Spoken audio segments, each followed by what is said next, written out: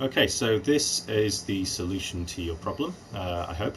What I've done here is created a gadget which will check, these calculators check for the value of your control stick. It will basically just see if you're pressing it entirely in one direction or the other. And what will happen is this signal manipulator is looking to make a pulse when you stop pressing it in the full direction. That will have a little smoothing fall for just less than half a second. You can change that to give yourself more or less leeway. So if you put well, that's obviously very high for a flick, but if you just want to, if you feel like it's too generous, you can make it a smaller number.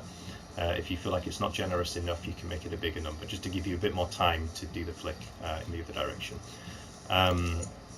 This calculator just means that while that fall off is in effect, it will emit a full pulse, a full signal, rather than a sort of degrading signal.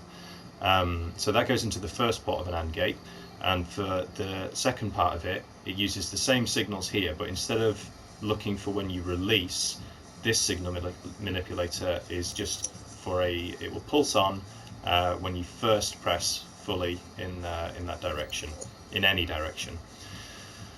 That activates the second part of the AND gate. So this will only send a signal through when you have released from a full direction and then pressed into another direction within the fall off period here, whatever you set that to. Thus, flicking the stick backwards from forwards or side to side, whatever. I've also added a timer just for a cooldown. Whether you need it or not is entirely your decision. So if you don't have the timer, it will just flick off and on and off and on. You could spam it backwards and forwards and do whatever you want to do.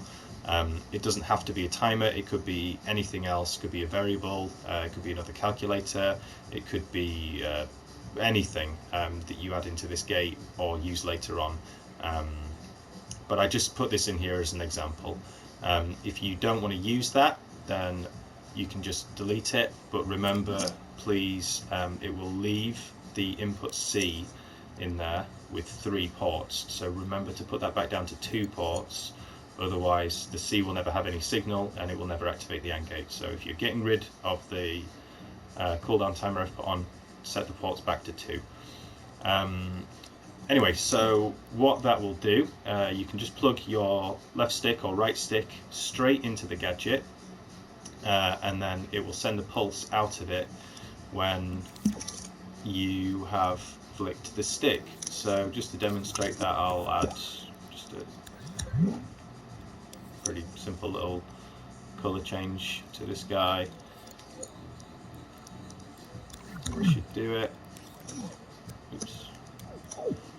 And we'll test it now. So when I'm possessed and I flick the stick back, you can see just for that pulse is it also changes. Now, since I don't have the cooldown timer on, it happens just any time I flip backwards and forwards. But of course, you can add anything to that, either in the gadget. You can do it. So, like I did with the timer here. So if I put this in and we try it, it'll happen once. But if I stand backwards and forwards, it doesn't happen until the timer's, there you go, completed. But you could, of course, since it'll just send a pulse afterwards, you could use this into another AND gate or whatever logic you want to manipulate that signal however you like. So I hope this solves your problem, and good luck with everything you're making.